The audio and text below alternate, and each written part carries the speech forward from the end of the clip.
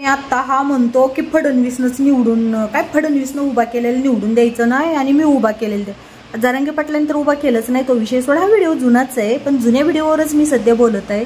पण जरांगे पाटील सारखं फडणवीस फडणवीस फडणवीसच का करतो तर त्याचे एक कारण सांगते. बेअक्कलबाई, फडणवीस हे आपल्या महाराष्ट्राचे मुख्यमंत्री आहेत बरं का, म्हणून हे फडणवीस साहेबांना बोललं जाते. कारण आरक्षणाचा मुद्दा हा फडणवीस साहेबांच्या हातामध्ये असतो. एवढं तुला आता आमदार खासदार यांना बोलून उपयोगच होत नाही. बोलताना आपण मुख्यमंत्र्यालाच बोलणार. मग फडणवीस साहेब मुख्यमंत्री आहेत. आणि राहिला प्रश्न की शिंदे साहेबांना बोलल्यानंतर की शिंदे साहेब मराठीचे आहेत म्हणून लोक त्यांना टार्गेट, कुणाला टार्गेट करायलेत? अगं बाई, शिंदे साहेबांना पण बोललोय. शिंदे साहेबांनी तर मुंबईला बोलून गुलाल उधळला आणि शिंदे साहेब शब्दावर पलटलेत. कोण म्हणतं? आणि फडणवीस साहेब नंतर आधी शिंदे साहेब मुख्यमंत्री होते तोपर्यंत शिंदे साहेबांना पण बोलत होते.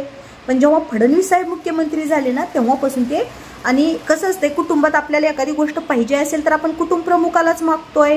निर्णय कुटुंब प्रमुखाचेच असतात. पण तुला काय कुटुंबाचं कळणार आहे? कारण तुझ्या कुटुंबात प्रमुख वगैरे करण्यासाठी ते कुटुंब सांभाळावं लागतं. त्या कुटुंबाशी निगडीत राहावं लागतं. कुटुंबाशी मिळून जुळून राहावं लागतं. कुटुंबाचे काही अन्याय सहन करावे लागते, काही कानामागे टाकावं लागते, तर काही वेळा अन्यायाच्या विरुद्ध लढावं लागतं. हे तुला जमलं नाही तर तुला महाराष्ट्राच्या जनतेचं कसं काय जमणार आहे? पण एवढं मात्र फिक्स आहे बरं का, मला वाटतं फडणवीस साहेब आमदारकीचं पद तुलाच दिलं पाहिजे आता. म्हणजे बागेश्वर बाबाचे शब्द की जिसको लुगाई नाही संभाली गई वो देश क्या खाक संभालेगा. तसं ज्याला कुटुंब नाही सांभाळायला आलं ते पब्लिकचा विचार करतो. वा रे वा.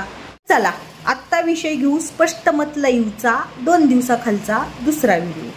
तर आता त्याच्यात हिनं काय थंबनेल, आपण सुरुवात तर थंबनेल पासूनच करतोय.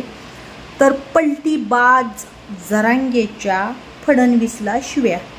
तर बाई काय पलटी मारली ग जरांगे पाटलांनी?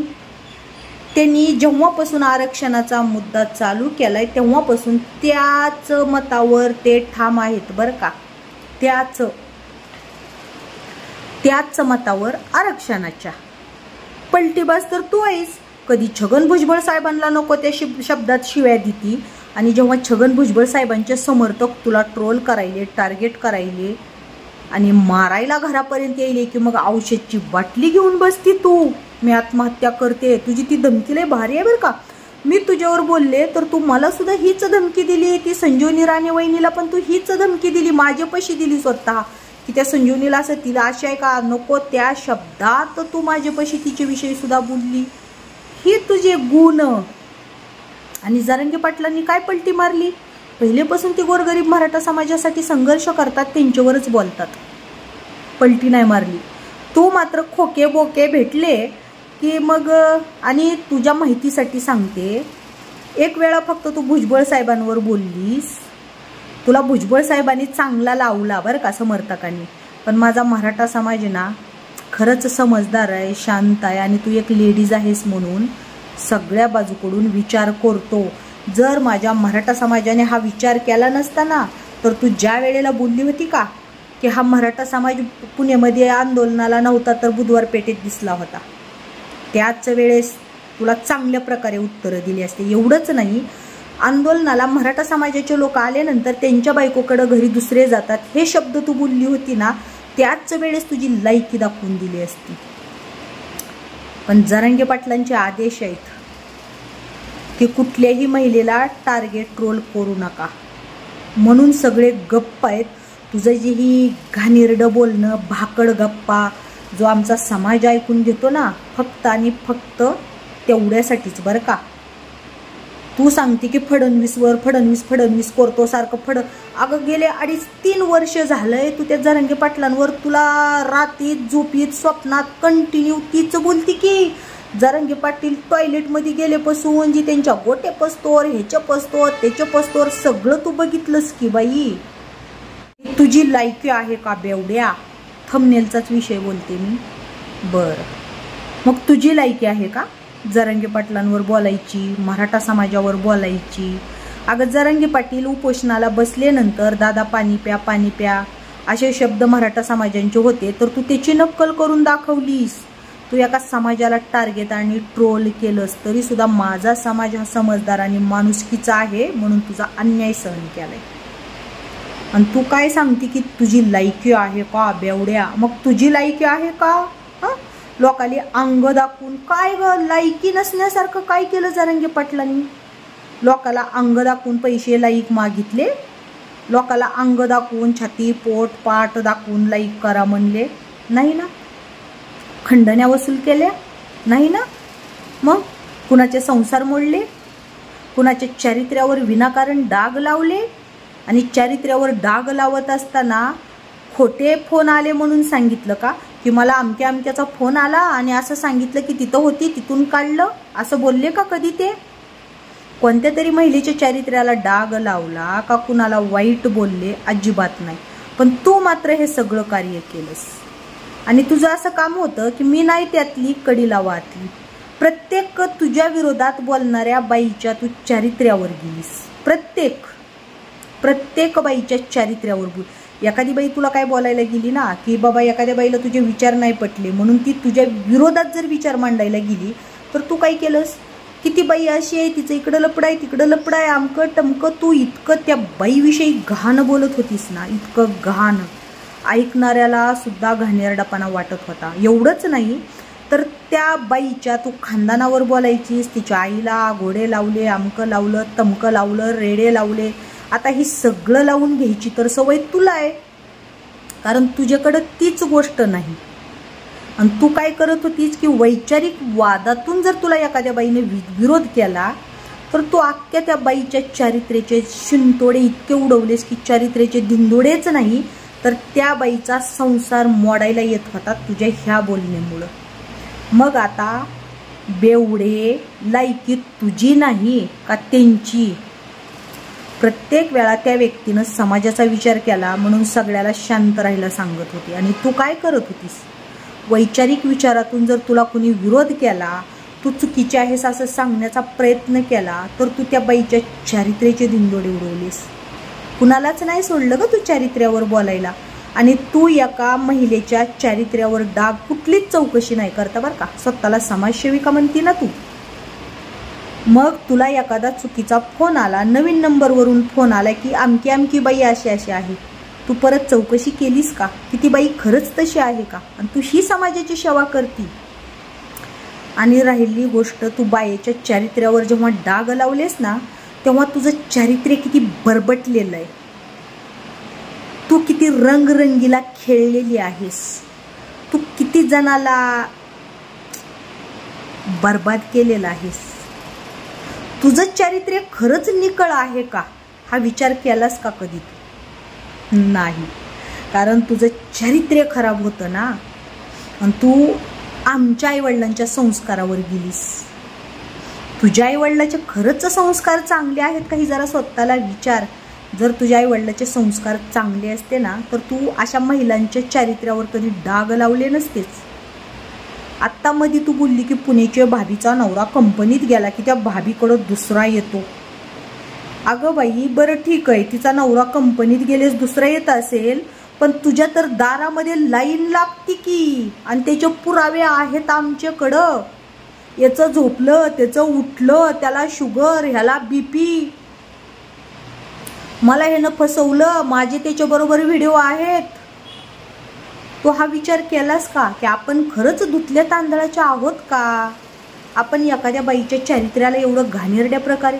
आणि त्या पुण्याच्या भाभीला कमीत कमी नवरा गेलेवर येत असतील पण तुझ्याकडं तर रात ना दिवस. कारण लक्ष ठेवायला मोकार म्हशीला कोणच नव्हतं. कुणी बिया आणि टिकली मारून जा असं तुझं काम होतं. नाही नाही दादा, दादा नाही. आता आपण थंबनेलचा विषय संपला, आता आपण व्हिडिओत घुसू. तर त्या व्हिडिओमध्ये असं आहे की आमचा मराठा समाज भोळा बाबडा मराठा समाज आहे, समजच आहे. म्हणजे दादावरचं प्रेम, त्या प्रेमापुटी जो मराठा समाज दादा नाही म्हणत होता ना तर हिनं त्याची ह्या व्हिडिओमध्ये ॲक्टिंग करून दाखवली. ॲक्टिंग करून नाही दादा अशी हालती ना त्या व्हिडिओमध्ये, असं वाटतंय की हिच्या बुडामध्ये सुतळी बॉम्ब ठेवलाय आणि तो फुटणार आहे. हिचा एवढा मुळवेद उठला ना तिथं लिमिटच्या बाहेर असली हालत होती, हातफितवरी करून बरं का, असली हालत होती ना. तो शंकरपाळ्या आहे ना, ह्याचं नाव आजपासून शंकरपाळ्या. बरं, पाटलांचं नाव तू ठेव आजपासून शंकरपाळ्या. मग तुझं नाव आजपासून काय ठेवायचं? रिकामी जानी, मोकळी पपई का चिकू? काय ठेवायचं नेमकं? तुझं नाव काय ठेवायचं? का नासकी? चल तू ठेवलं शंकरपाळ्या, पण तुझं रिकामी पपई. अरे कहना क्या चाहते हो तुम, यही हमारे समझ में नहीं आया. कुठलीही गोष्ट समजायला मेंदू लागतो, डोकं व्यवस्थित असणं गरजेचं आहे. ते तुझ्या समजण्याच्या बाहेरचंच आहे. आणि मला एक कळत नाही हो, हिला आतमधीच हिंदीचे झटके येतात. आम्ही नाही कधी बोलत असताना हिंदीतून बोलत कधी, म्हणजे पण येतात बरं का. मग आता मला थोडा शंका आहे हो, शंका. माकडं फक्त माझ्याच घरावर उड्या मारतात, कारण ती देवेंद्र फडणवीसनं सोडलेले. हसा आता, हसा फक्त आता पब्लिकनं हसा. पब्लिक हसतंय, खरंच हसतंय, पण जरांगे पाटलांना नाही. कारण पब्लिकला पण कळून चुकलंय की खरंच हे जे काय 2-4 माकडं होते तुझ्यासारखे, परत ते काय बारसकर, परत ते मध्ये आलेले हे जे काय तो चकण्या डोळ्याचं काय त्याचं नाव, त्याचं तर ते सदावर्ते, ही सगळे एका विशिष्ट पक्षातलेच भुंकणारे का आहेत बरं? बाकीचे कुठलेच भुकत नाहीत. मग फक्त त्याच पक्षाचे लोक का भुकतात?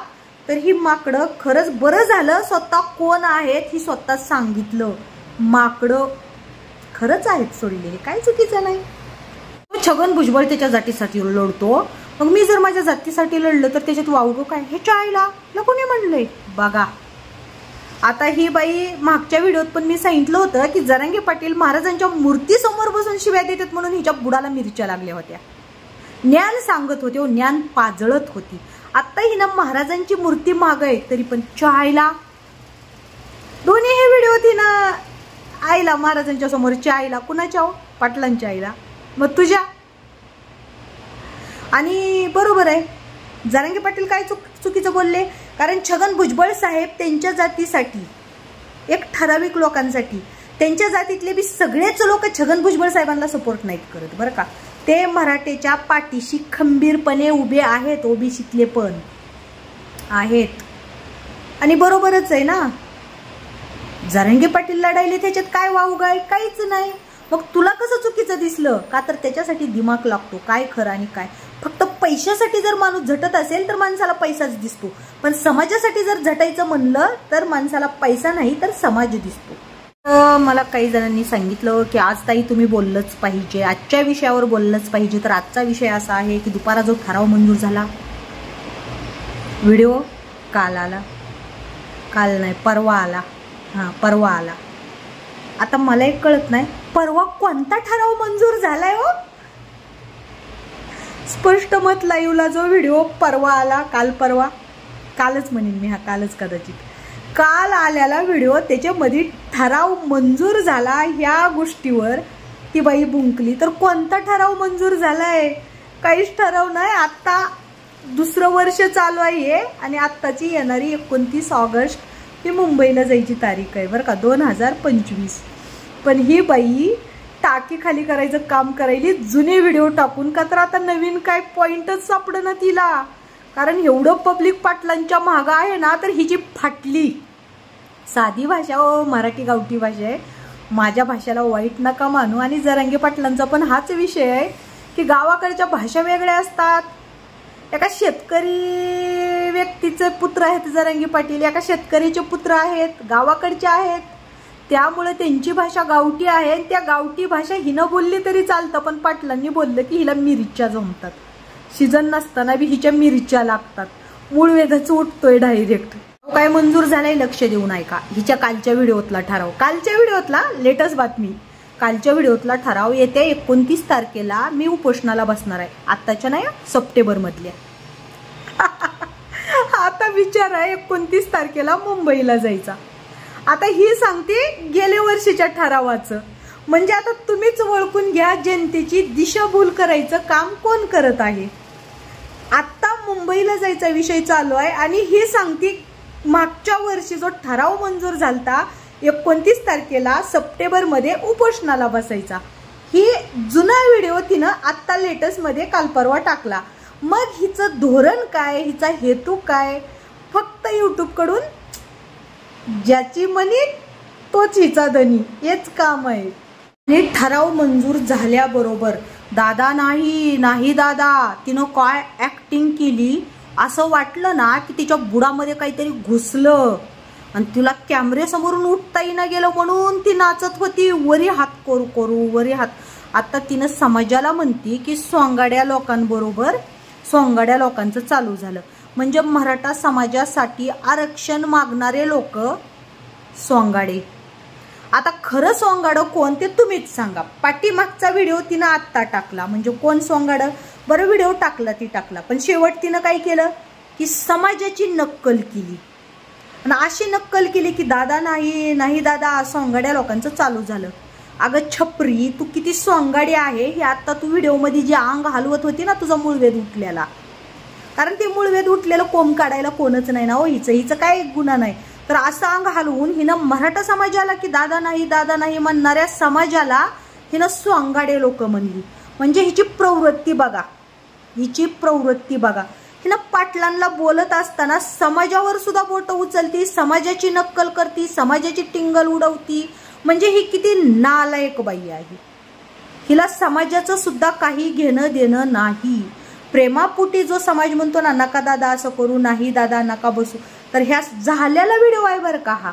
म्हणजे ह्या बाईनं हेच केलेलं आहे आतापर्यंत. माझा लढणारा शूरवीर समाज खेळ केला ह्या माणसानं. अगं तू काय समाजाच्या भाषा करती, माझा समाज आणखीन पण लढणारा शूरवीर आहे म्हणून आता एकजूट होऊन मुंबईला जात आहे आणि त्यावेळेला पण एकजूट होऊन मुंबईला गेलता. घाबरणारा किंवा खेळ करून घेणारा माझा समाज बरं का नाही, कारण तू आमच्या समाजाची नाहीच आहेस मुळात. त्यामुळं तू माझा समाज म्हणू नको. तुला इतका जरी तुझा समाज वाटला असता तर तू त्या समाजाची अशा प्रकारे नक्कल उडवली नसतीस, कारण आपल्या माणसाची कोण नक्कल करत नाही आणि टिंगल टवाळी करत नाही. पण तू कसं